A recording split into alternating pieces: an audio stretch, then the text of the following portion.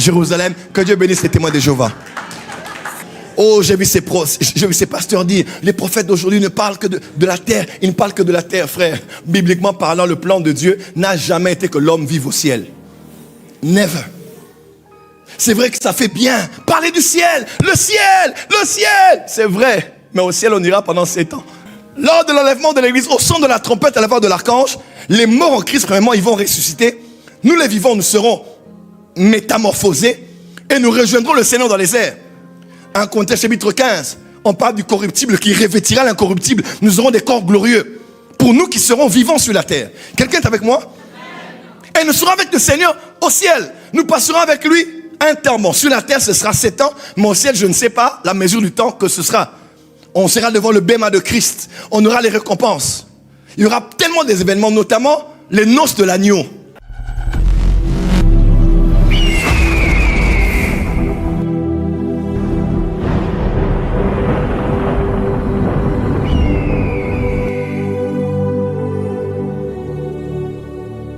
Les langues se retrouveront devant l'agneau. Jésus croit qu'une âme peut être sauvée et qu'une nation peut l'être. Mais on va aller un peu plus en profondeur aujourd'hui. Prophétiquement, Dieu nous donne les nations. Mais apostoliquement, il faut savoir comment pénétrer une nation. Je répète, prophétiquement, Dieu nous donne les nations. Il nous donne la Belgique. Mais apostoliquement, donc stratégiquement parlant, il faut savoir comment pénétrer une nation pour la gagner. Et de manière générale, le plan de Dieu pour toucher une nation, tant sur le plan économique, culturel, spirituel, professionnel, a toujours été de toucher une nation en passant par les grandes villes de cette dernière. Ainsi, pour toucher une nation, il faut toucher les villes, les grandes villes, ou même il faut toucher la capitale. Parce que dans la Bible, le mot tête est le mot képhal en hébreu. Et képhal veut dire, c'est dans plus différents contextes, plusieurs choses selon les contextes. Mais képhal veut dire aussi tête et est aussi utilisé dans le cadre des villes, qu'on appelle aussi les capitales. Ici on dit la tête de la Syrie, c'est Damas.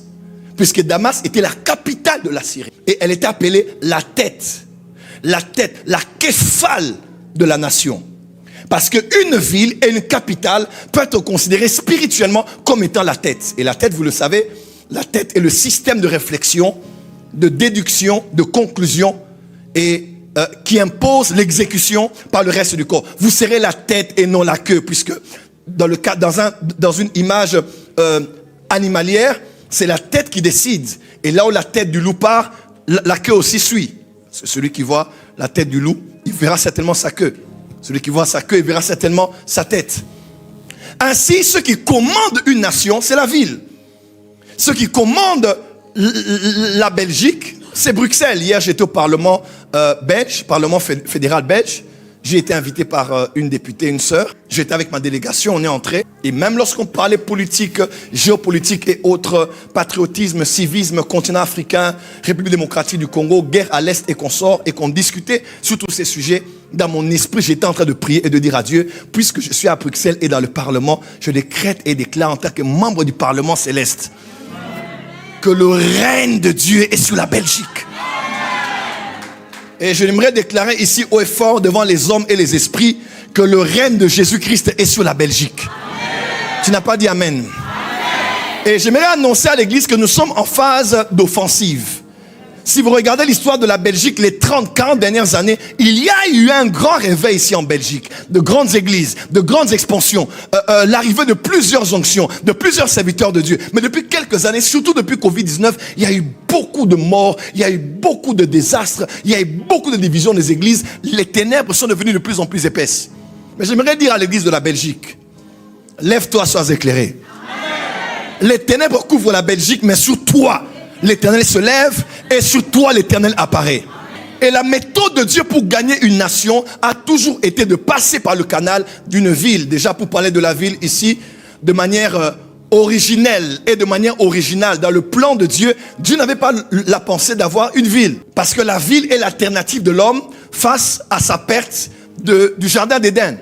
La pensée de Dieu, c'était au fait Dieu en communion avec l'homme par le canal par le canal de ses écosystème qu'on appelait le jardin d'Éden. Mais lorsque l'homme a été banni de ce jardin, l'homme est allé et il a commencé à construire des villes. Nous avons Enoch, nous avons Caïn, jusqu'à parler en Genèse chapitre 10, 11, de parler de Nimrod avec la grande cité, la grande ville de Babylone. Regardez avec moi, la pensée de Dieu était le jardin, mais lorsque l'homme a été banni de sa présence, il a commencé à s'organiser en société, loin de la face de l'Éternel, et à exprimer son intelligence, sa sagesse. C'est là où l'homme est entré dans la métallurgie, dans la musique, en faisant beaucoup d'autres choses et en s'épanouissant dans un environnement qu'il appelait cité, qu'il appelait ville, et qui était généralement fortifié.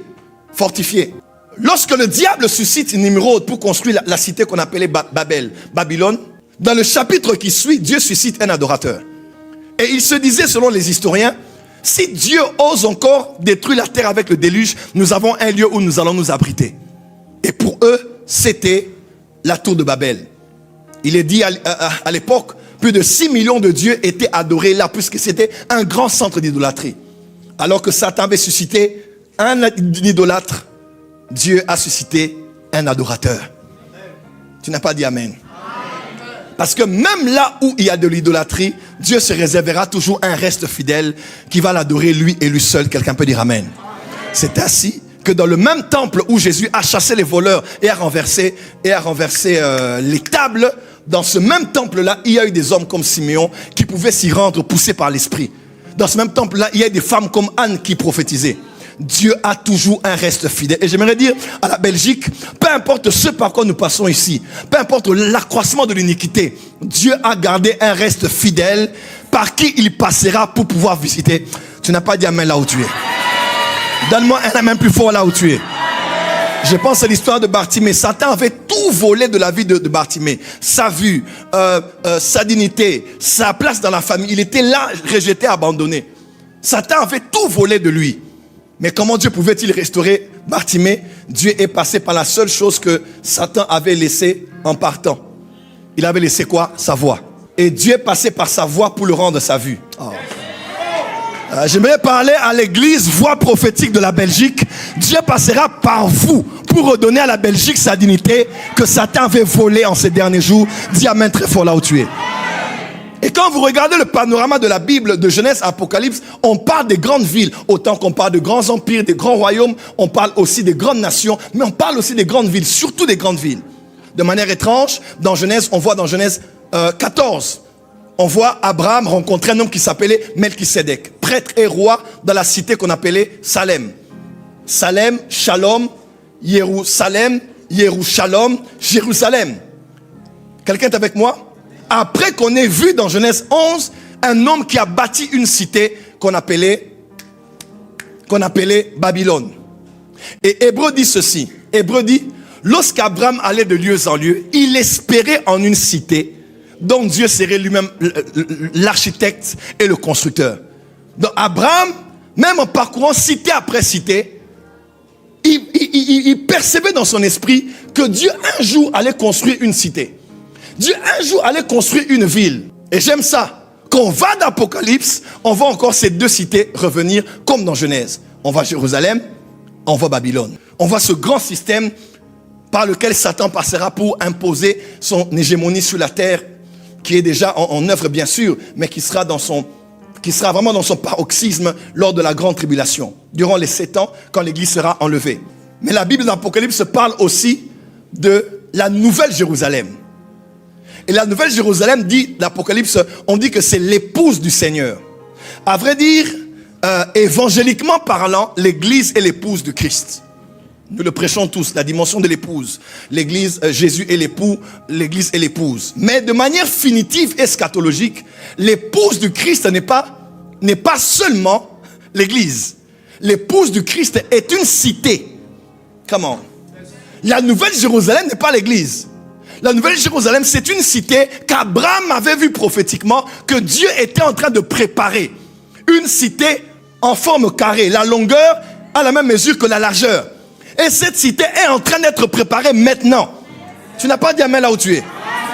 Tu n'as pas dit amen là où tu es. Cette cité est en train d'être préparée maintenant. Une ville. Et nous habiterons une agglomération, une ville, une région. Il y aura même la grande place de la ville.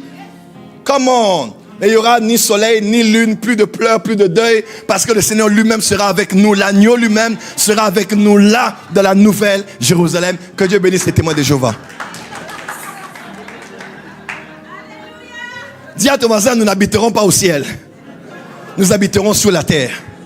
Oh, j'ai vu ces pasteurs dire, les prophètes d'aujourd'hui ne parlent que de la terre. Ils ne parlent que de la terre, frère. Bibliquement parlant, le plan de Dieu n'a jamais été que l'homme vive au ciel. Never.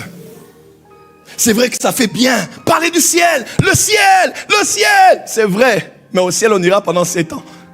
Lors de l'enlèvement de l'église, au son de la trompette à la voix de l'archange, les morts en Christ, premièrement, ils vont ressusciter.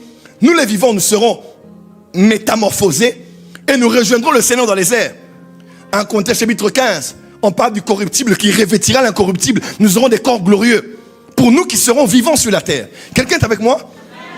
Et nous serons avec le Seigneur au ciel. Nous passerons avec lui un temps. Bon, sur la terre, ce sera 7 ans. Mais au ciel, je ne sais pas la mesure du temps que ce sera. On sera devant le bêma de Christ. On aura les récompenses. Il y aura tellement des événements, notamment les noces de l'agneau. Et à l'issue de ce temps qu'on aura au ciel, sur la terre, Israël comme nation vivra un antisémitisme comme jamais vu. Et alors que dans cette grande guerre d'Armageddon, dans cette grande guerre de Gog et Magog, dans ces grandes guerres qui auront lieu dans les derniers temps, quand Israël sera sans aide, peut-être même que les États-Unis vont lâcher Israël. Elle sera juste là, au cœur du Moyen-Orient, sans aide. Plusieurs nations autour qui seront prêtes à la battre. Alors, Zacharie 12 s'accomplira. Il viendra des cieux et nous viendrons avec lui.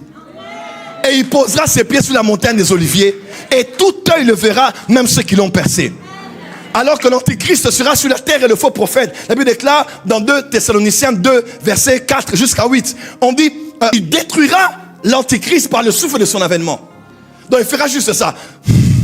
Et l'Antichrist sera anéanti. Le faux prophète sera anéanti. Et il va venir, il va régner sur la terre. Un ange va lier Satan pendant 1000 ans. Et nous allons régner pendant 1000 ans sur la terre avec le Seigneur. Et pour ceux qui ne savent pas, au ciel, on aura les récompenses, différentes couronnes. Il y en a plus de 5. Mais sur la terre, quand nous reviendrons avec le Seigneur après l'enlèvement, après avoir séjourné au ciel pendant 7 ans, la récompense que nous aurons ici seront des villes.